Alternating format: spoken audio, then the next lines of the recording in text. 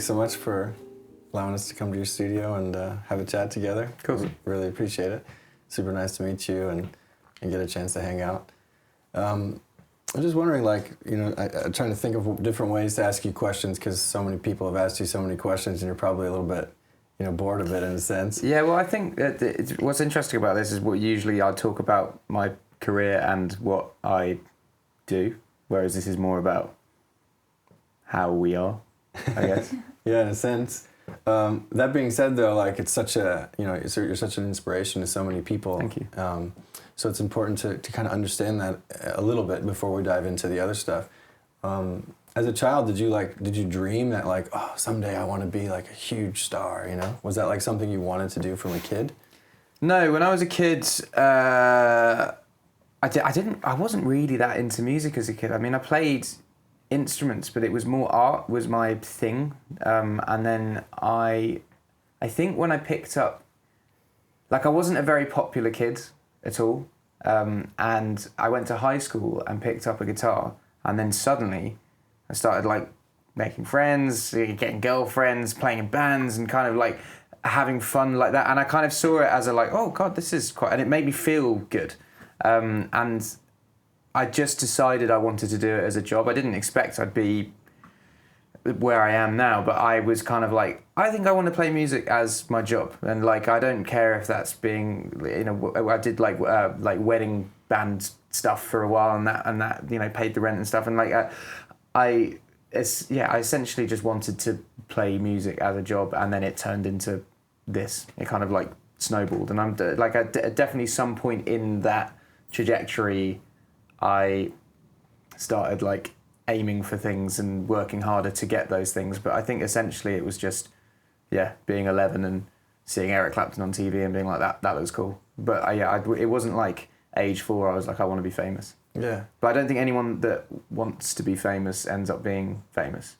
And sometimes when they do, they're like, oh, this isn't as fun as I thought it would be. Yeah. Yeah. So it was kind of like a natural progression. You were just like, I love making music. I'm just going to keep making music. And then at a certain point, once you realize, like, oh, I'm kind of good at this. Maybe I can do something. Yeah, I mean, it's weird. Like most things in the entertainment industry, I think, kind of happen. I think people always say it's luck, and I think luck is when preparation meets opportunity. So it's basically if you work hard enough to, like, better yourself and make you good, and the opportunity comes, you're good enough to be elevated to the next level. So I think, for me, it was just, I just loved what I did, and I worked really hard at it because I loved what I did, and then suddenly an opportunity would come up and I could be good enough to take it by the horns and let it take me wherever. And when you started to make those, like, you know, like you said, there was a certain point where you started to make goals and think, like, oh, you know, maybe I do want to, you know, be in a bigger stadium or whatever it is. What did it feel like when you actually, like, achieved that?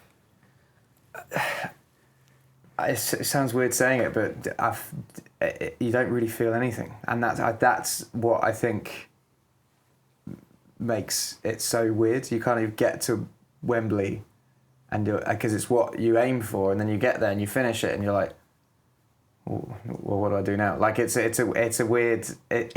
You'd think it would be an aha, this is it, I've made it, oh my God, but it's such a weird feeling. It's like I think especially in this industry, no one's ever really satisfied.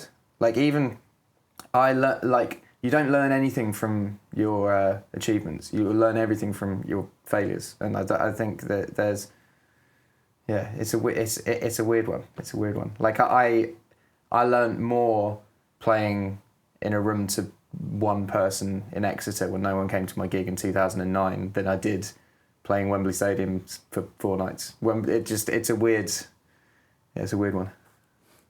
Yeah, there's an interesting, you know, we were talking about Jim Carrey earlier, and it reminded me, it was like, Jim Carrey said something like he wishes everybody could be, like, super famous and have everything, so they realize, like, there's something more to life. That's not what life is all about. Yeah, and I mean, for me, I had reached that point after tour, because I mean, it's quite heavily publicised, but the tour that I did was like, it had broken loads of milestones and achieved all these things. And I remember the last day of tour, we played in my hometown, like 40,000 people, and all my friends and family came down, and then it ended, and then the day afterwards, it was literally that moment of like, well, I know that's never going to happen again, and like I know you. Yeah, it's just a weird thing. So that's why when I watched that Jim Carrey thing, I took up painting for a month, because I was like, I should probably try and find something else to give me happiness than music, because music is it's a weird thing when you feel like you've achieved everything you can achieve. So yeah, I bought 30 canvases, and I painted a canvas a day for 30 days, and it was really fun. How'd that feel? Like, just any specific style of painting that you do, or you just get in front of a canvas and just whatever happens, you go with it, or? No, I guess it's kind of Jackson Pollocky. I bought house paint, and then I would just layer it up by flicking it, and I'll show you some of it. It's cool, but you know what? I finished tour, and then I was like, I should probably have some time off from music and blah blah blah, and so I was like, I'm just not going to touch an instrument for a month. And then I kind of got 2 days into it, and I was like, fuck, like music is my hobby, and now I'm not doing my hobby, which means I'm not doing anything. I should find something else that I can do in life that brings me happiness, that isn't something that is my work, you know. So that's why I did painting, because there's only so many movies you can watch and packets of Monster Munch you can eat, you know. Well, what is it? Monster what? Monster Munch. I'll give you a packet. It's great. Okay, cool. It's really good.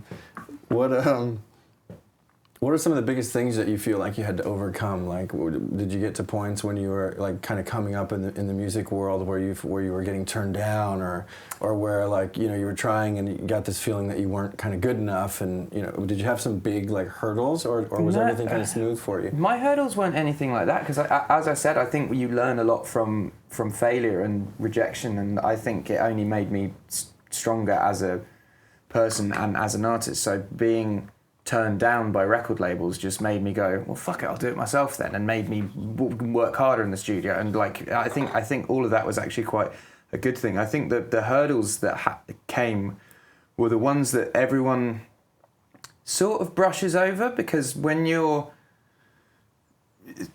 have success and you find money, everyone goes, must be great for you, and that is what is not great, because you then just get people being fucking weird with you, because they just assume that everything's all right. And I had, like, you know, family members turn weird, and friends fall out with me, and people like stealing, and money is such a weird fucking thing, because it doesn't, as the Jim Carrey thing, I think it's not the key to happiness, and it causes so many problems if you have it. Like, and it's such a weird thing to talk about, because whenever I have ever brought it up with a friend, they go, don't be silly, it's fine, you're fine. And it's it's a weird thing. Like, fame is an enhancer, but for everyone else's insecurities, and it basically directs it all towards you, because they, like, I don't know, people like look at you differently, like people that you'd been friends with for years. Like, the amount of people I don't speak to anymore just because it just fucking turned weird. And also there'd be people caught in the crossfire of that as well, that maybe weren't weird, that I ended up just stopping speaking to because I got weird because everyone else was weird. And it's an odd thing. But then again, I'll be talking on something like this, someone will watch it, and I guarantee someone will be like, it's all right for him. And it's a weird one. Yeah. Yeah, but it's so awesome, you know, that you're sharing this kind of stuff, and to talk to you about it, you know, because I feel like in my own life, and so many people that I know as well, like, you know, we tend to put happiness in the future. You know, we tend to put happiness like, if I achieve that goal, then I'll be happy. Yeah. If I get that job, then I'll be happy. If I have that relationship, then I'll be happy, you know? It's like putting it out of the present in a way, like putting it in the future. Yeah. And then when, you know, talk to somebody like you who's achieved, you know, the top of everything basically that you can achieve in music. Well, it made me realise that actually you are right, that happiness should be in the here and now. Like, all of I didn't start in the industry to sell out Wembley Stadium and have an album go platinum or have a number one single. But when you're in the industry and these things start happening, you start being like, oh, maybe this is what I should do, and then you start setting your goals and being like, I should do this and do that. And I think now, getting to the point of the tour and then it just all ending, and then suddenly being kind of left with the reality of like being like, fuck, maybe that's not going to happen again. I think you would start focusing on the, you know, oh, maybe today I'm going to do this and that'll make me happy, and then, or maybe tomorrow I'm going to do this, rather than like, if I make this happen, this will make me happy. If that makes sense. Yeah, it makes total sense. Yeah. And it's such an important thing, you know, for people to realize, I think, that we can just be happy, you know, without needing to achieve, you know, super high goals that society puts on us, or our families, or our friends. Yeah, and I think, you know, I think like health is also something we take for granted. Like, it's one of those things, like whenever I get ill, I suddenly don't remember what it felt like to be healthy. You know, one of those things where you get like a cold and you're like, fuck, I can't remember what it's like to not have a cold, and you start to really appreciate just being around, like living here and seeing nature and seeing, like, we are fucking lucky to be just around and experiencing things, I think. Yeah, it's such a beautiful thing. I saw you did, like, I think it was last year, you did some stuff with Prince Harry in terms of like mental health issues and stuff like that.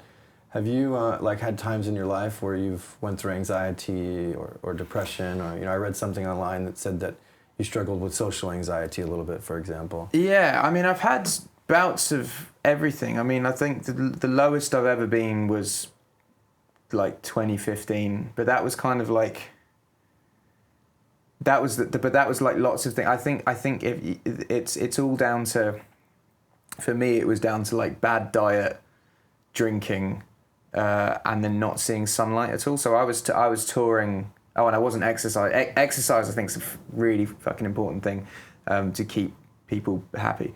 But I was touring, and I would stay up and drink all night, and then sleep on the buses would park underneath arenas, and I'd sleep on the bus all day, and then wake up, and then come out, do the show, drink, get back on the bus, and I didn't see sunlight for maybe 4 months, and it's all fun and games at the start, and it's all rock and roll, and it's fun, and then like it starts getting like just sad.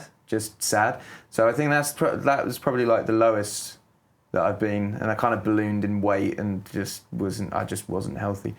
How did it feel? Like, when you say it's the lowest you've been, like what did you actually feel, you know?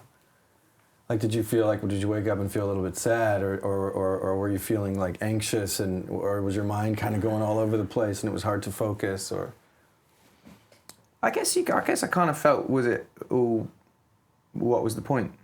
Not in like a dark, well, I guess in a dark way, yeah. You're kind of like, why am I around? Like, what is the point? But yeah, as I said, it's like I met, I've known Cherry for a while, but we like rekindled our friendship, and then started dating, and then she exercises a lot, so I started going on runs with her. She eats quite healthily, so I started eating quite healthily with her. She doesn't drink that much, so I wasn't drinking that, and I think it all that all changed things. But from the anxiety point of view, I remember the first time I had a panic attack, and I remember one of my friends has really bad anxiety, and he used to have panic attacks, and I was like, fuck man, that must be really, really fucking hard. And I was on a plane from Alicante, or maybe it was Ibiza. I was on holiday with all my mates, and I had to fly back to shoot a TV show. And I got on it, and this was like peak Thinking Out Loud had been really big, and it was like the peak fame of the second album.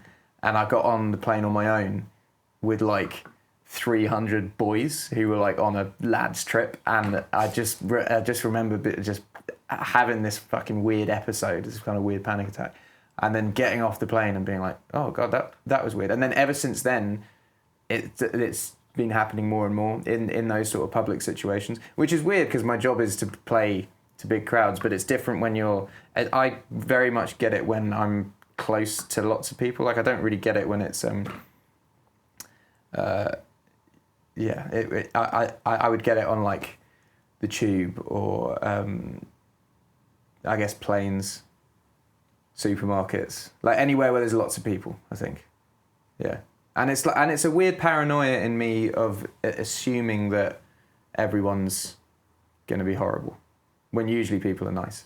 Does it start with like, because for myself, for example, when I was younger, like I overdosed on cocaine, and another time, you know, I was stung by a wasp, and I basically died, you know, in the hospital. I had to be brought back to life from adrenaline, and I had panic attacks for like 15 years, like on a weekly or monthly basis. Do you think cocaine triggers that though? Because I feel like drugs nowadays really can send people in, like especially here. There's been lots of suicides of people that have big booze and coke binges and then get this massive crash and then they end up committing suicide. Do you think that triggers some of the social anxiety? Well, for me, for sure, you know, but it was also the fact that I was like dead. So like all of it together. I haven't done coke since then. This is like, you know, 15 years ago or something when this happened. But definitely it can trigger it. For sure, and for me, like I even notice sometimes coffee can trigger it because it's a stimulant, you know. And if you're not like a totally kind of calm and grounded person, and you take stimulants all the time, it kind of can spin you out, you know. And cocaine is an extreme of that. But when you say you like have social anxiety and things like that, do you feel like it coming up, or do the thoughts just kind of go like crazy, or what's like what happens for you? Because so many people have different explanations of that kind of thing, you know? I don't really know. It kind of I don't really know how to describe it. It's just one of those things you just like, get me the fuck out of here right now.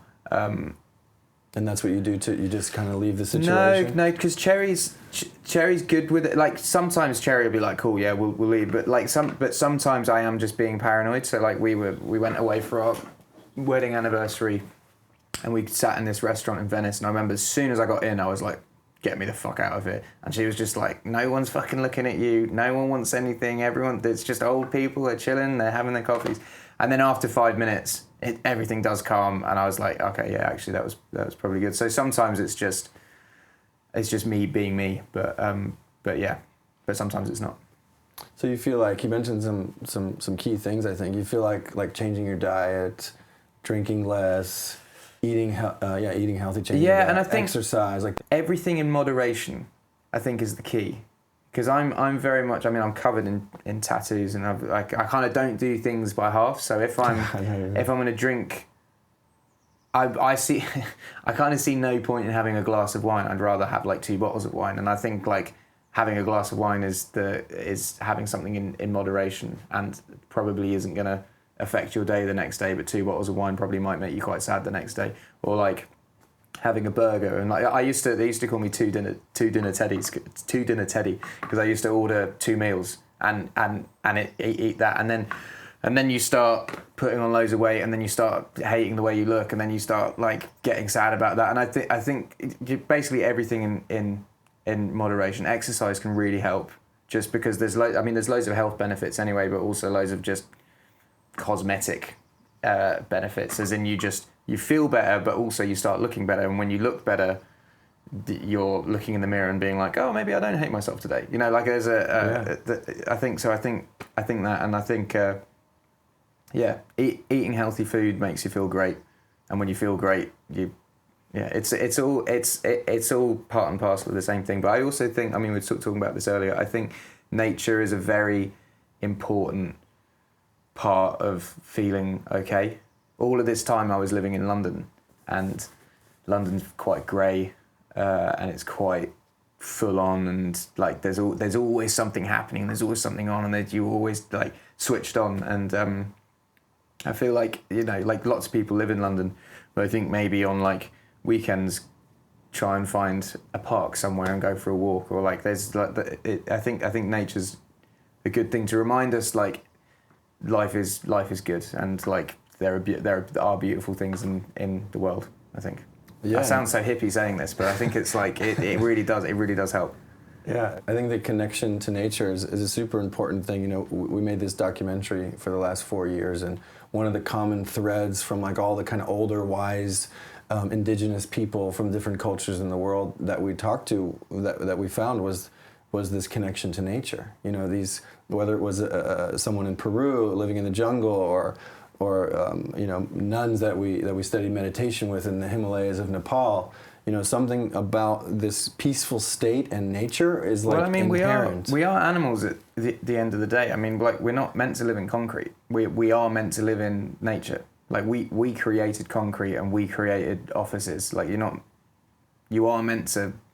We're foragers, aren't we? We go and hunt and live in tribes in fields and deserts and whatever, and we are meant to be outside most of the time as animals. So I think that's definitely a factor in why people have mental health issues, is that this isn't what we're meant to do. This isn't what human beings as an organism are meant to be programmed to do. We're meant to be, and it's a very recent thing as well. It's only really the last sort of like 200-300 years that this has started happening, And even now, more so, if we think about like being in nature as kind of like a connection in a sense, like we're connecting with some kind of aspect of ourselves by being in nature, because it's kind of where we come from. Yeah. But if we look at now also like social media, for example, it feels like it disconnects us even further. I mean, how do you feel, with having such a big following and such a big impact in the social media world? How do you feel social media affects you personally? Social media is a weird one because it is my job to be on it and to keep up with the times and appeal to younger generations, but it's such a weird thing. Like, I was on my phone probably 19 hours of the day in 2015 and before that. Just constantly just flicking, posting. And it wasn't till the tour ended in 2015 where I was like, I'm just going to try and live without my phone for a bit. There wasn't a like, oh, I need to get away from social media because it makes me sad kind of thing. But I was just like, I just want to get away from my phone for a bit. I had like 1,500 contacts on my phone and people were texting the whole time, and it just felt a lot of like responsibility to either reply or meet up with them. And I was just like, let me just get rid of it for a bit. And I'm going to enjoy my time off. I'm going to go traveling for a bit. And for like the first month, I was like, fuck, it just felt like a massive weight had been lifted. I was like, it seems stupid saying it, but I was at dinner with Cherry and actually talking to her, not being like, oh yeah, what? And I was like, oh, that's actually quite cool. Maybe I'll just carry on not having a phone. And then when I got back to releasing Divide and had to be back on social media, I got an iPad. And then went straight back to flicking, and in cars waiting for interviews and flicking, and I'm on planes and I'm flicking, and it's just this constant connection to stuff that isn't here and now. And so when the tour ended, I just was like, fuck it, I don't need it anymore. I think I'm probably of an age where I'm probably now beyond the like, I don't think I'm going to get the youth back kind of thing, because I'm getting into my 30s and it's not like 16-year-old people are going to relate to me next time I release an album kind of thing, So I was like, it's not like I need to be on it anymore. I can just have someone post it. And not having it, you realise, I was always on it being like, wow, what if I missed something? What if this is going on? What if my friends are doing this? And I haven't been on it for 3 months now and I haven't missed a fucking thing, anything. Like, if something important happens, a friend will call or email and be like, hey, this is happening, or like, I've done this, and you're like I've spoken to Sophie now and she's like, I'm engaged. I'm like, oh, that's cool. Rather than seeing something on social media and just being like, okay, cool, and flicking through it, there's no like connection to it. So being off it has been really good. And I'm not saying people have to be off it, because I think there's some elements of it that are quite, Cherry follows a lot of like National Geographic stuff and she loves seeing animal stuff. I think there are elements of social media that are really great, but I think the bad things about social media are the unrealistic expectations that people have on life because of it. Because people only post the positive things they're doing, and so therefore you're going to be like, oh fuck, why are they doing that? And then it gives you resentment towards that person, and then it makes you feel shit about yourself because you're not doing what they're doing, and when really they're only posting that because they feel sad and they want to post something to make people that they think that they're happier. And it's like the selfie thing. Like, when people post selfies, I look at it and be like, man, that they must have had a shit day today, because they want to put up a picture of them looking good for someone to be like, oh, you look good, for them to feel happier. And I always feel sad when I see that, because it's them I used to do not so much selfies, but I used to do the same thing. Like I spoke to actually a friend of mine the other day who's in the music industry. He's a bit younger than me, and he was like, I had to get rid of social media for a bit because it ruined my day that a photo of mine got 3 million likes and not 4 million likes. And I was like, that's fucking crazy. That like, and he said it floored him for the day. He was just like, what have I done? Like what? You know, it's kind of it's a crazy world of social media. And what's mad is, I sound so old saying this now, but back in my day, but back when I was a teenager, we didn't have it. We had MSN, instant messenger, that you were kind of allowed to go on for like an hour a day, and then you'd fill your time doing things. We'd go to the skate park, or we'd go and try a cigarette for the first time, or we'd like, you know, set off fireworks, and you know, you do just stupid kid shit. But nowadays, like I know friends who have 8-year-old kids that have an iPhone 11, and are just constantly on social media, and I just think it's really dangerous for kids because also you stop being creative. I stop being creative when I'm on my phone. So when I come in the studio, I completely get rid of any laptop or email or anything, so you can focus. It's a distraction. And if there's an 8-year-old kid that in their spare moments wants to go on TikTok and not paint a macaroni glue picture, it is going to start affecting the way that people are in the future. Yeah, I think the data and the research isn't even out yet. We haven't had it long enough to understand actually what's happening. Mate, it's literally been 10 years. I mean, when I first started it in the industry, Twitter was like kind of coming in, but it was only really musicians that used Twitter, and it was more of a like self-promotional tool rather than a everyday life kind of thing. So yeah, it's really been 10 years, and I think it's I don't want to sound preachy though. I don't want to be in this interview being all like, sure, you should do this because I'm doing this. I'm just saying what has made me happier is less of that.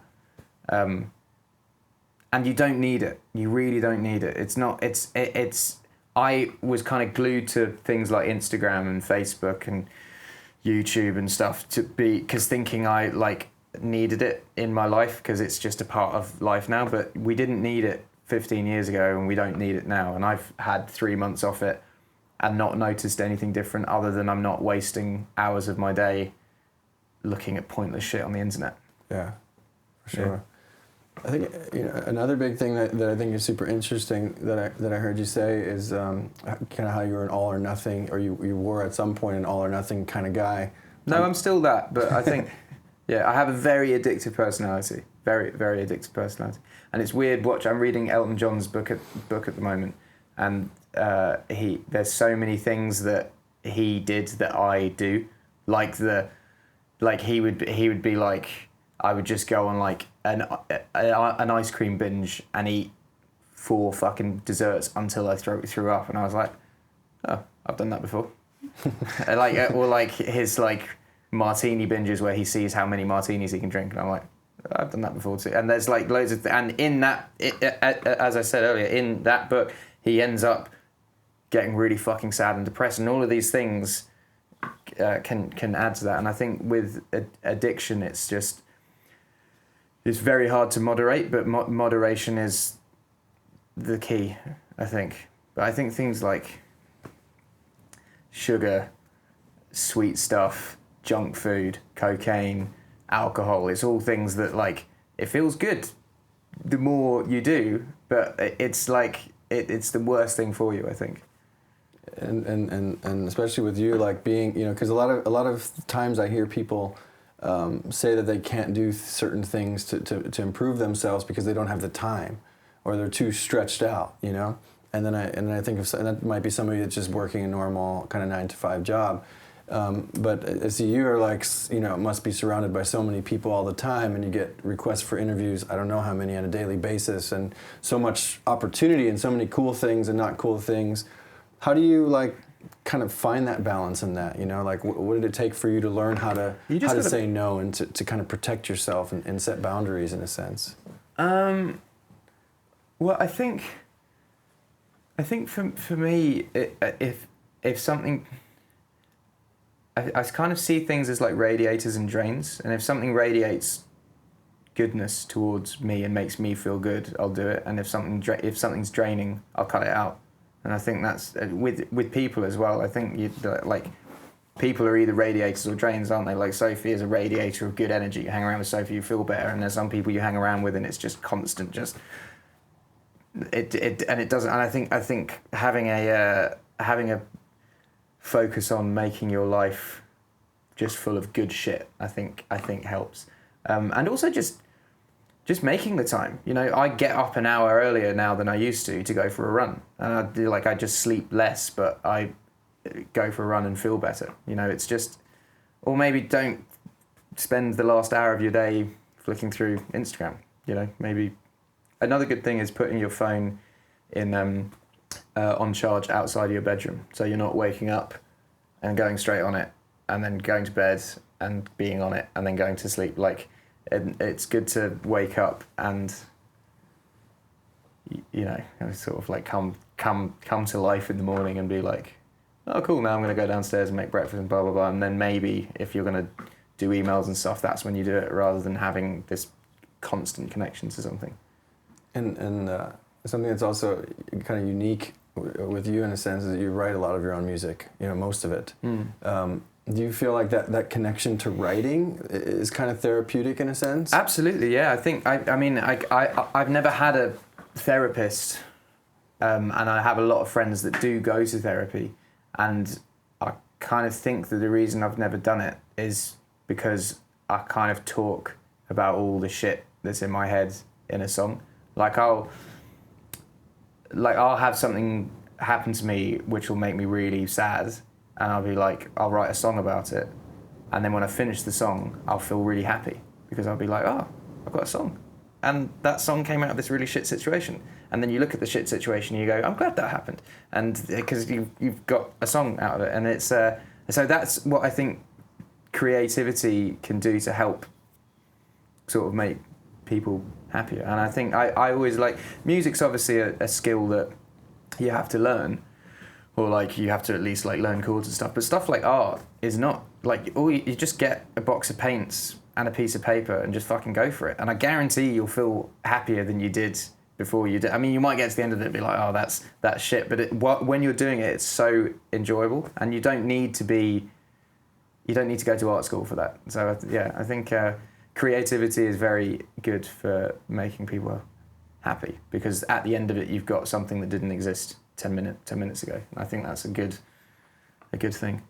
So like when you're gonna write music or create music, do you kind of like feel it coming in a sense, and you're like, oh, I'm gonna go write now, or do you sit down sometimes with an intention of like, okay, I'm gonna write a song today?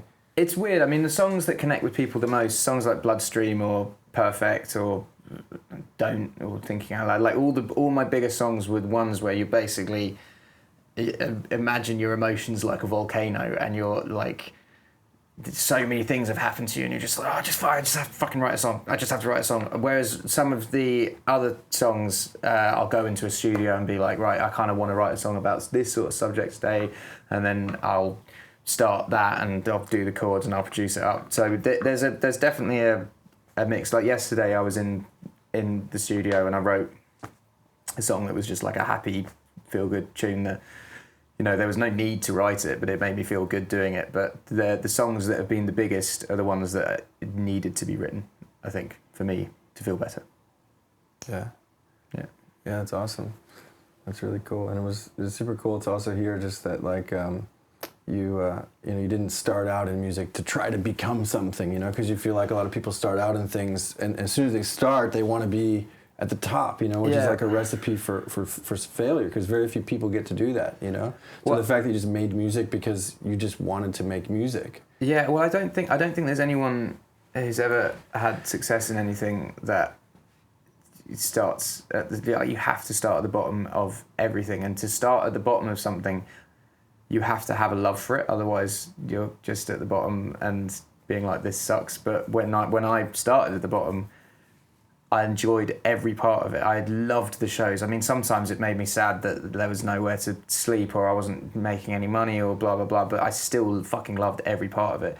And therefore you work harder, and therefore you get bigger. If you go in to the industry and you're like, or any industry, and you're just like, I want to be the top now. I've got to make it happen. One, it's not going to happen, and two, you're probably in it for the wrong reasons, and also you're probably not going to enjoy it that much. I think the journey is the fun part. As I said, I mean, like the top, you get to Wembley and you're like, what's next? And it's once you've, it was so much fun getting to that point that, yeah, I think it's good to, you know, start off and work hard. And I don't think people end up having the success that they want if they don't do that. Yeah. And this year is kind of like a break for you, so to speak, right? You're kind of taking some time off. How did you feel like, I just needed to take a break, or does taking a break from music sometimes help you, get inspiration again? Or I think so. I mean, for me, I think there was lots of different elements of why I did it. I released a record last summer that it wasn't really an album, but it was like a record, and you know, it's like you can kind of sense when the public are like, we've had enough for now. We've had enough for now, and it happened on Multiply as well, my second album, that I put out a repackage of that after it got big and put out a new single, and you can kind of sense the public are like, we've kind of had enough. And I think that's one of the important things in the industry, is to know when to give not only yourself a break, but give the public a break, because it's if you're releasing shit all the time, you're constantly on radio and you're constantly on TV and you're constantly in magazines being interviewed and constantly like, there's a certain point where it's oversaturation and people are like, I'm good, and then you can't really get back from that. So it's good to, when you sense that, to kind of pull yourself back. But also, you know, I just got married to Cherry.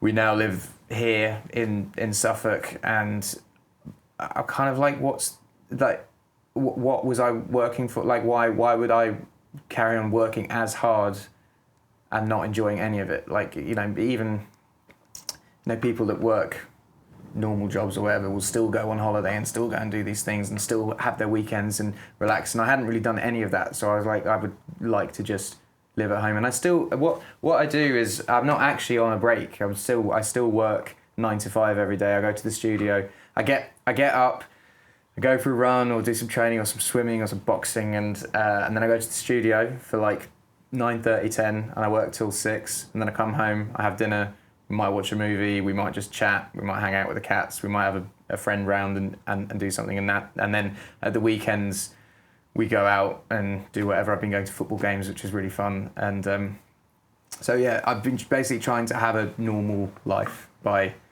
going, essentially treating my job as if it's a job, and going and actually having a 9 to 5 structure and giving myself weekends, and we go on like the odd holiday here and there. And I think it's nice just to live normally, because it's such a weird existence living on tour, because your life is on pause and nothing really happens, because you're just in this world where you're just on tour and you're playing these shows, but everything else goes on around you. So you'll come back home and life has moved forward 3 years, and it's I just wanted to get recalibrated with my life, basically.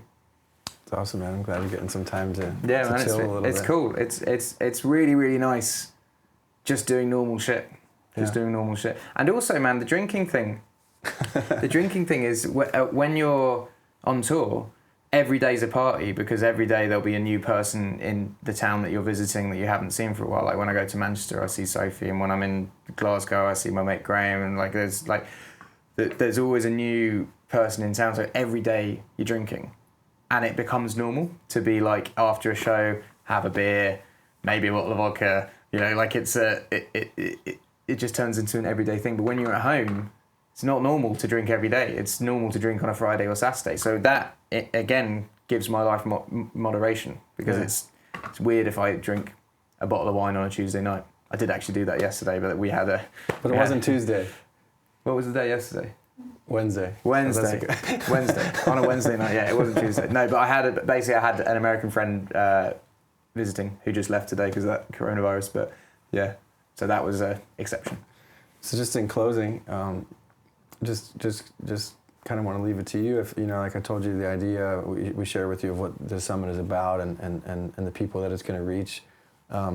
Do you have anything that you like to share or leave everyone with? That's just something that maybe you've wanted to say, but you haven't had the chance to say? Yeah, I think friends are very important, and you'd be very surprised of who goes through the same thing as you. So talk to them. Like, it's not weird to be like, I feel sad today, and yeah, I think it's not. You need to trust that your friends and family love you, and that you're not being a burden by seeking out a bit of comfort every now and then. You know, and if their reaction is negative, then they're not your family and friends, and they're the drains that you should cut out of your life. You just need positive people around you. Yeah, I don't know if that's the best advice, but I think my best advice I could give is do exercise. And exercise is so simple. Just fucking run around the park or walk places, walk up escalators if you're on the tube rather than just standing still. Like, just move a bit, you know, get a Fitbit or whatever, you know. Diet as well, I think, is key. I think we all love junk food, but junk food can make you sad. I think there's shit that they put in it as well, like stuff that's in meat that we're not really meant to eat that makes us sad. So yeah, watch what you eat. A salad is not something to be scared of. I used to just see a salad on a plate and be like, why is that there? Fuck that.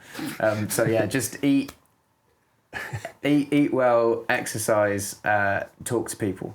Talking is a great thing, and find something creative to do.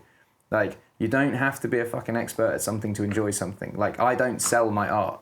I just do my art, and I love doing it. It's something that makes me happy, that no one else needs to judge. Like, there's no part of the creative process if you're not. People judge my music because I'm trying to sell it to them, you know. But like, if there's no part of a creative process that people judge if you're just doing it for yourself.